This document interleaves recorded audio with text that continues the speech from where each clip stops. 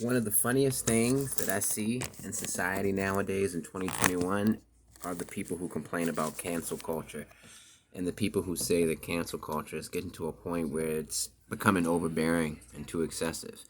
I mean, if you actually sit down and think about it for a moment, you'd realize that cancel culture is nothing new. I mean, the young generation didn't invent it, millennials didn't invent it. If you go back to the 1920s, a group of evangelical Christian women got together.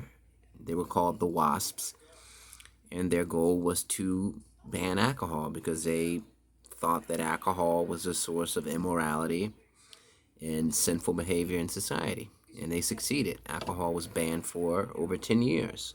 Prohibition. In the 1980s, you had a group of housewives and the wives of senators who got together in an effort to ban rock music. You know, all the rock musicians got together in Congress and delivered their remarks and tried their best to defend rock music, from Frank Zappa to, lead singers of very popular heavy metal bands of the 80s. And these women wanted censorship of rock music or to outright ban it because they thought that it was satanic, demonic, and they thought that the lyrics encouraged suicide.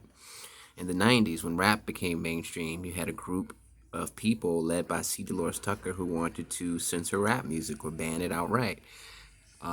There was a point in time when Elvis was considered demonic or satanic because he used to shake his hips.